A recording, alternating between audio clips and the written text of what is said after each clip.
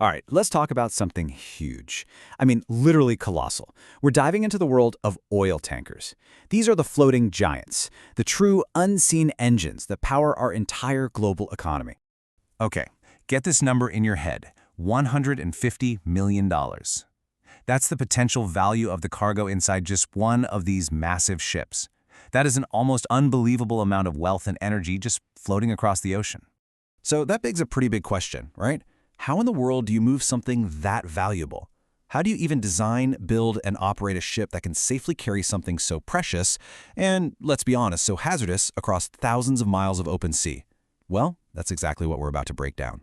So here's our game plan. First, we're going to get to know these giants of the global economy. Then we'll actually step aboard and see what life is like for the crew. After that, we'll get into the really high-stakes stuff, the transfer of all that precious cargo. We'll even meet the mighty tugboats that help guide them home.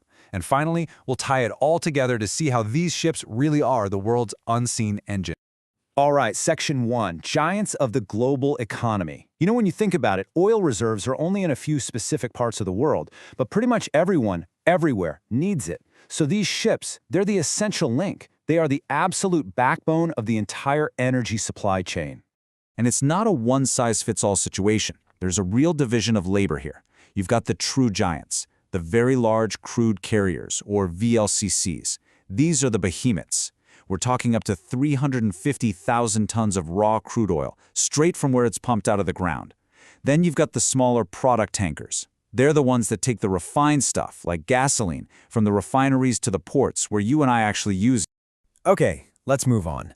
What's it actually like to live and work on one of these things? Well, think of it as a floating fortress of steel. But, more importantly, it's a fortress of incredible human skill. I mean, these ships are just marvels of safety engineering. There are so many layers of protection. For instance, they have double hulls. That's basically your last line of defense against a really catastrophic spill. They're packed with advanced firefighting equipment, because obviously the cargo is super flammable. They even have these inert gas systems that pump non-combustible gas into the tanks to stop explosive vapors from ever even forming. And what if the main systems fail in a storm? No problem. There's backup steering and navigation ready to take over. Literally, every single detail is about minimizing risk. But you know, all that amazing technology is pretty useless without the right people running it. The cargo is so hazardous that every single person on board has to be highly trained and certified. We're talking extensive, constant safety training to make sure they know exactly what to do, no matter what kind of emergency pops up. So what's daily life really like for these sailors? Well, it's a mix.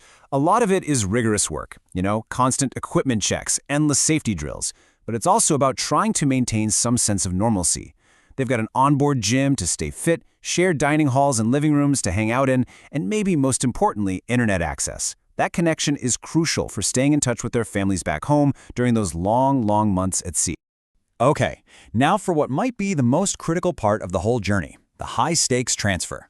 This is the moment where hundreds of thousands of tons of flammable liquid have to be moved from one place to another. Talk about pressure.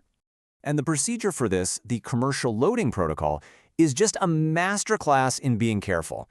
It all starts with a super detailed plan, then every single tank opening is sealed tight.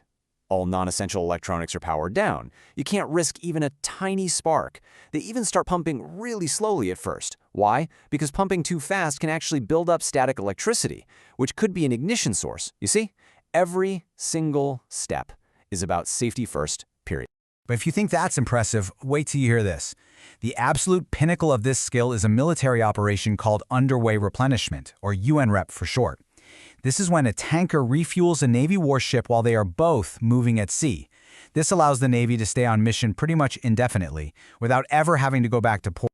Seriously, just try to picture this. You've got two massive ships sailing just a few meters apart, often at high speed, and they have to do this for hours at a time. They have to hold the exact same course and the exact same speed.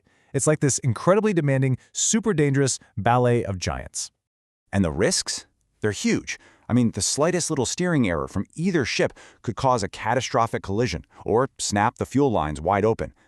This kind of maneuver demands some of the most skilled and focused helmsmen on the planet, people who can pay absolute, unwavering attention for hours and hours on end. So, after you've crossed the entire ocean, after you've pulled off these incredibly risky maneuvers, there's still one final challenge left. How on earth do you park something that's 1,000 times bigger than you are in a crowded, busy port? Well, the answer comes in a small but ridiculously powerful package, the mighty tugboat. These little guys are the real unsung heroes, handling that delicate, final mile of the tanker's whole journey. And just to give you a sense of their power, think about this. Your average family car, maybe 150 horsepower. A harbor tugboat, it can have over 3,400. That is a staggering amount of muscle packed into such a tiny frame. So here's the secret sauce. It's all about the power-to-tonnage ratio. This insane ratio is what lets a pretty small tugboat push, pull, and perfectly maneuver a ship that can be like 1,000 times its own size and weight. It's just pure physics, and it is awesome to watch. And that precision? It is everything. The final docking, they call it berthing the ship, leaves absolutely zero room for error. The slightest miscalculation isn't just going to cause a dented hull. It could trigger a massive environmental disaster. The stakes couldn't be higher. All right, let's wrap this up and look at the big picture here, because these ships are so much more than just vessels. They are, truly, the world's unseen engine, powering our global economy and our way of life. I mean, the simple fact is this: as long as our global economy runs on fuel, we are going to need these tankers. They are the absolutely indispensable link that makes sure energy gets from where it's found to where it's needed, keeping our international supply chains humming along smoothly. So the next time you fill up your car, or even just flip on a light switch, take a second to think about the incredible journey that energy took to get to you. It was probably carried across a vast ocean by one of these unseen giants, piloted by a highly skilled crew, and guided safely into port, all to make sure our world keeps running. It really makes you wonder, what other hidden systems are out there, quietly keeping everything moving every single day?